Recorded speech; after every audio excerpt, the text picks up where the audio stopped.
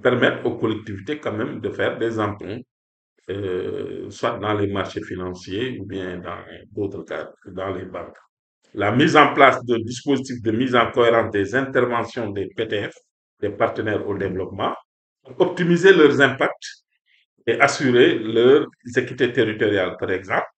Donc, renforcer et revivifier donc les conférences d'harmonisation.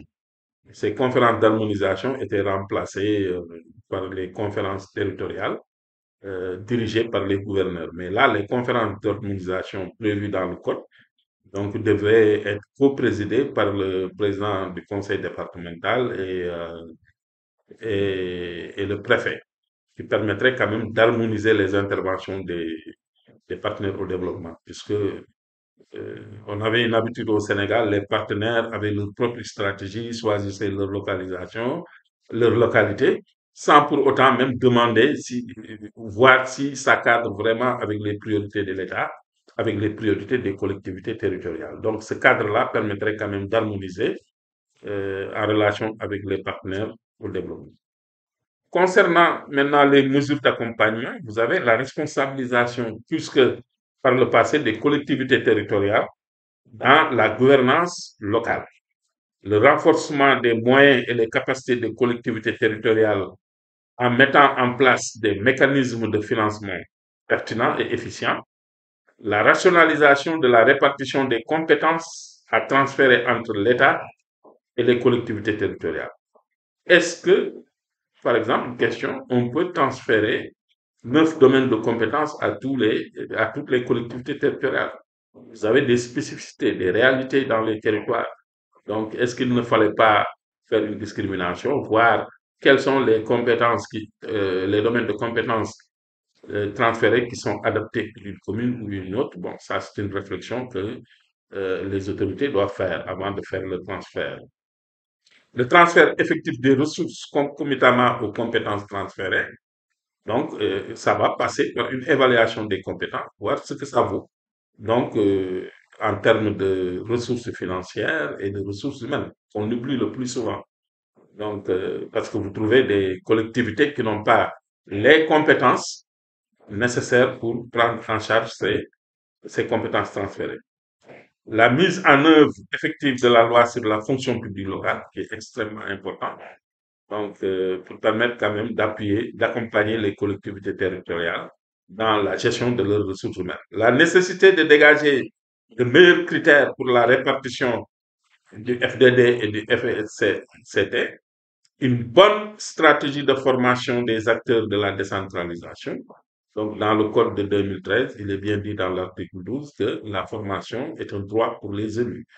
Donc, la promotion de l'intercommunalité et de la coopération décentralisée, et sur le plan juridique et institutionnel, un projet de loi portant nouveau code général des collectivités locales devrait être élaboré et adopté par l'Assemblée nationale. Donc, ce document unique devrait intégrer toutes les dispositions relatives notamment aux compétences à transférer, au cumul et aux incompatibilités et d'autres aspects quand même pour pouvoir permettre aux collectivités donc d'exercer leur mission. Maintenant, pour les perspectives de l'acte 3, il était programmé une deuxième phase de l'acte 3 de la décentralisation, dont les activités suivantes devraient être déroulées. La mise en place de la fiscalité locale pour les départements, par exemple. Une étude a été faite au niveau de l'ADM pour voir comment il faut permettre au département d'avoir sa fiscalité locale. La nécessité d'aller vers le pôle de développement économique. Actuellement, on parle de pôle territoire. Là, donc, la réflexion était très poussée et même dans le plan Sénégal émergent, dans les réformes au niveau de la territorialisation des politiques publiques, il était prévu quand même de mettre en place ces pôles territoires. Les corrections des dispersions territoriales, on parle de correction des incohérences territoriales à des fins de viabilité économique des territoires, puisque le diagnostic principal, c'était que les collectivités vraiment, la plupart des collectivités n'étaient pas viables économiquement. Donc, il fallait faire des corrections. Et l'ANAC avait entrepris quand même des réflexions très poussées dans le programme cohérence du ministère des collectivités territoriales, donc pour proposer une stratégie de correction des incohérences qui est disponible au niveau de l'ANAT.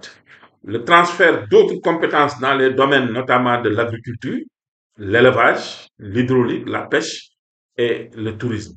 Donc, il était prévu quand même d'élargir ces compétences transférées, mais malheureusement, cet aspect n'est pas pris en compte pour permettre aux experts de la décentralisation et du développement territoire de réfléchir sur cet aspect qui est extrêmement important.